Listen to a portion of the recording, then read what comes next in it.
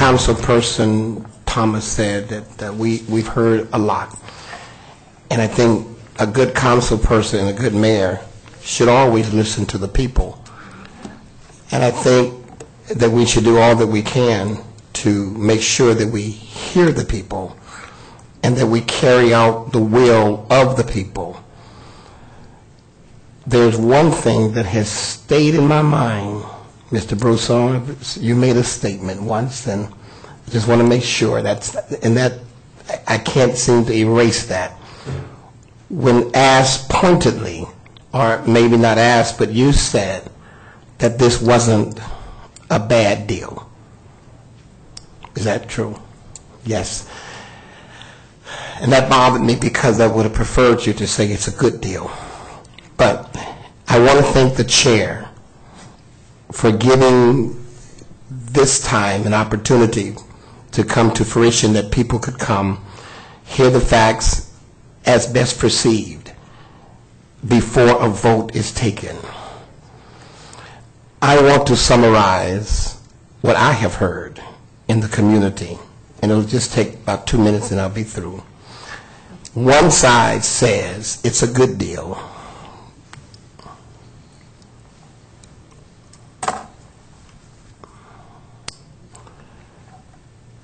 Okay. The other side says it's not a bad deal. One side says take it or leave it, now or never. The other side says before it gets to that point, why not sit down? Both sides and reason together and come up with a comprehensive document that can be fully embraced by both parties, that will soothe the doubts and conquer the fears, minimize the negatives and maximize the positives that others may have. One side says now or never. The other side seems to say that when meetings are constantly being canceled or delayed, when the state and perhaps the county are having their concerns, the local newspaper continues to write weekly editorials.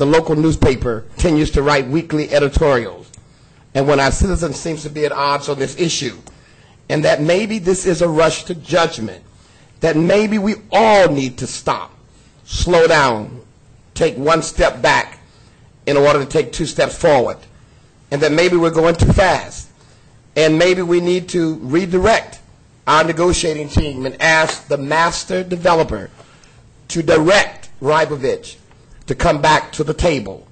One side says that the deal favors the developer, rather than to be balanced with the best interests of both parties, the developer and the city.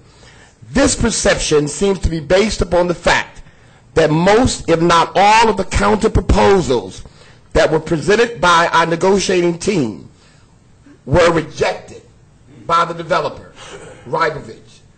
Now, those are the 2 sides that I hear and I see. However, the people side is always important to me, from what I hear and gather. Some of the people are saying it is better to take something rather than to have nothing. Others are saying this deal reminds them of the story of the rich man, Dives, and Lazarus, whereas the crumbs that fell off the table were eaten by Lazarus. Some are saying that, Carlos, that you're doing this city a big favor. You're presenting a Mecca deal, a utopian deal, a deal that will finally put us on the international map and make us rich, a rich city overnight.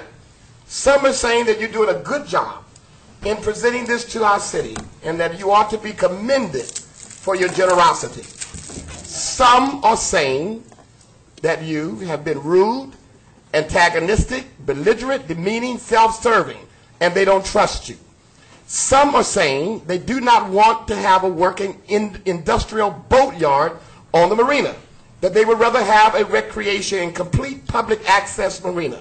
Some are saying that they want this deal no matter what, while others are saying they don't want it no matter what. And finally, the talk regarding the referendum. I don't want this council to take it lightly. People are saying that just like, and it's going to be a little repetitive here, but it will make the final point. They're saying just like the hotel issue on the ocean, the people said they did not want that on the ocean, that would substantially change the concept of public access, and they wanted an ocean front for recreational purposes. And now they're saying that they don't want to have the same, that they want to have the same voice and vote on how the marina should be developed. So I'm asking this council to, one way or the other, to go on the record and say that you are willing to give the people a referendum without going out and getting a petition signed by registered voters. I participated in a petition drive.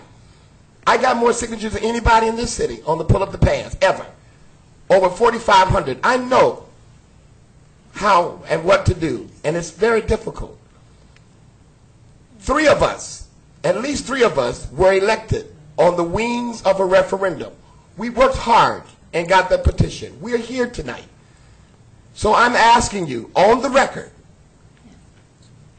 is there any of my colleagues who would support a referendum issue to go on the ballot without the petition? And if so, I think the people have a right to know. Number 1, and finally number 2, Carlos, Judy made a statement and perhaps asked a question and said on the record that she would like to see, to make this deal better and more fair to the city, you to offer 8%. Are you prepared to go on the record and say yes or no? I'm asking a direct question. I consider it. He said he